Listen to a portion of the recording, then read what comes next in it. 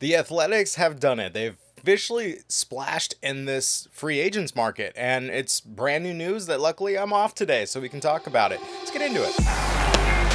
Next pitch is in there. Got him looking. Swing and a miss. He got him. And Severino. Bellinger swings and misses and struck him out. Went up and away with the fastball for his second strike. 1-2. Struck him. Severino.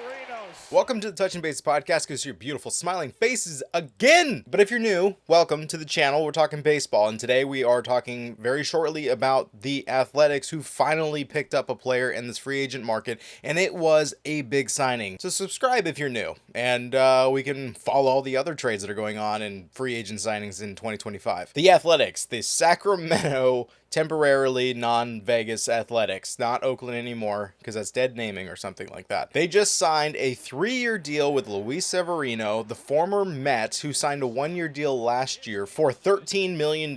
So we knew that he was going to be a free agent this year. It's just whether or not the Mets were going to re-sign him. Honestly, I'm a bit surprised that the Mets did not go after him. I mean, it was a pretty cheap deal for what you were getting. He threw a 3.91 ERA last season with a 4.21 FIP, and he put up a 2.1 WAR, which is pretty good for a starting pitcher, especially at his caliber, and for that amount of money. 13 mil for one season is not bad for someone who's putting up numbers that good. I mean, his Ks per nine were a little bit down from of course, his years before as he's getting older. 7.96 Ks per nine, where when he was with the Yankees for all those years, from 2017 to 2021, he had a 10.71, a 10.35, a 12.75, and a 12 K per nine. So he was striking out way more, and then the numbers went down in 22 with 9.88, and then 7.96 in 23 and 24. Identical. So he didn't even drop this last year, which says that he's, you got your money's worth as far as the Mets. But I'm surprised they didn't pick him up. What I am surprised is he decided to go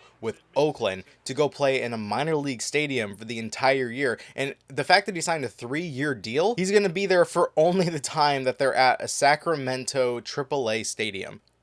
So trade rumors decided to post this, and so they picked up the righty Luis Severino. So it's a 3-year, $67 million contract, which includes a $10 million signing bonus and $57 million of salary over the 3 years. So technically, if you include the signing bonus, which you should because he's getting paid, he's going to make $22.3 million per year. For my Mariner fans that do follow this channel, that is literally $6 million more than what the Mariners have in available budget. So the Oakland A's, the cheap team, is spending more in this offseason already than what is projected the Mariners will. So yeah, take that as you will. Now, of course, looking at the A's and just what their starting pitching is looking like, he's definitely going to be their ace. There's not really anybody there that can really top him. Blackman would have been, but of course he went to the Mets, so it's kind of weird how they just kind of traded them out. But now the A's are paying more money.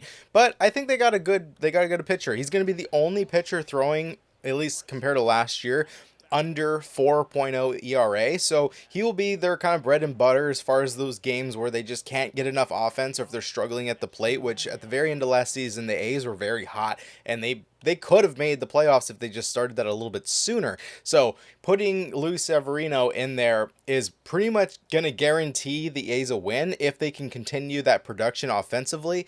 But everything's a big question mark because it's going to be a new stadium. It's going to be a new town.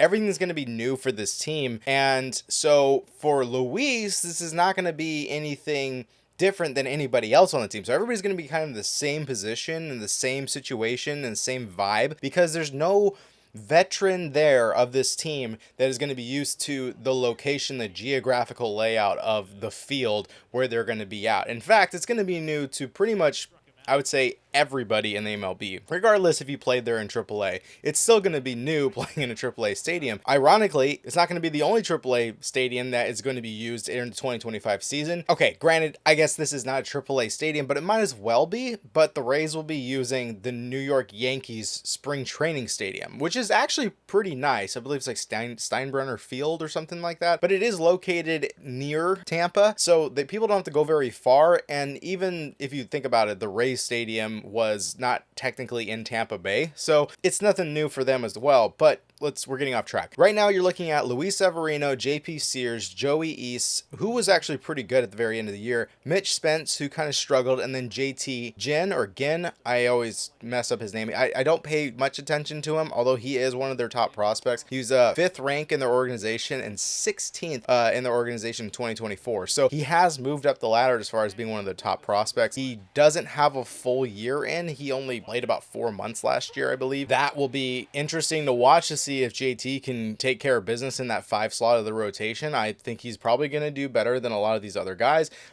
Joey East, I mean, he went out of the year with a 5.01, so he overall during the entire season was the worst on this rotation, but everybody else sitting around 4.3, 4.5, 4.2 ERA, roughly around there. Their strikeouts are pretty good too. I mean, they got a pretty good strikeout crew.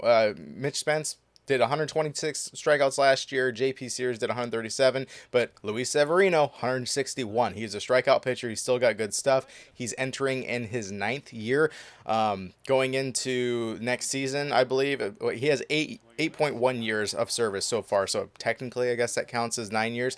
But this will be a great addition to the rotation. I mean, honestly, the AL West is getting a little scary. At least if you're a Mariners fan, the Angels are doing work. I wouldn't say exactly that they're signing big names and blockbuster, players or anything like that, but they are adding quite a bit of different players that are huge upgrades to what they currently have. And they are dumping a lot of players that they don't need, that are wasting on their payroll. I mean, they've increased their pitching with Yusei Kikuchi, which I did a whole video on. It's going to be posted here in the next week or so. I just wanted to get this out to you guys today. And then, of course, they're adding backups to their catchers and dropping other guys who can't produce, and they're adding to their outfield. Well, technically their DH position, but I think they should utilize their outfield. I did a whole video on that as well, and you can check that out on the card above. But this Angels team is building. Now the A's, whether or not they do more this season, just dropped a bomb signing a big, powerful right-handed pitcher on that mound. And I mean, yeah, they only have one lefty in this rotation, which would be JP Sears. But other than that, I mean, I think it's a big pickup. And for 3 years, it's going to be a nice, interesting scenery to have such an elite pitcher be on a team that's going to be playing in a AAA stadium. So big pickup by the A's. There's not much more information as far as his contract goes that I'm looking here, but yeah, he's been good. Severino's been great. I didn't think that the Mets would be picking up Luis Severino. I did think that they're going to pick up Jose Quintana and also Sean Manaea. So we will see what the Mets do. They did pick up Frankie Montes, which I did a video on, and it's actually premiering here soon. But I just wanted to do an emergency breaking drop since I had the opportunity to talk about this.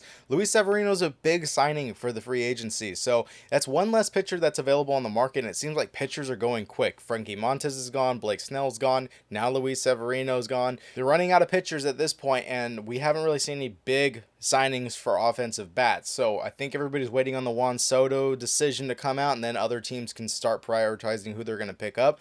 But with the way this trajectory is going, I would start expecting to see Roki Sasaki probably get signed somewhere here soon. What do you guys think about this free agency pickup? I mean, I think it's great for the A's. I think they've really locked down a really good rotation arm. I think they need one more to kind of fit in there and push out their 5th rotation spot, because it's just not going to be enough for 2025 if you're looking to go in with the offense that you currently have. Yeah, Mets, I mean, you got 2 more slots to fill. One of your guys is now going to the West Coast. So leave your comments down below, share, like the video if you made it this far, subscribe if you're new, because it's free and it's just clicking one button. I would truly appreciate your help, and we'll keep you up to date on anything else that happens in free agency. Later.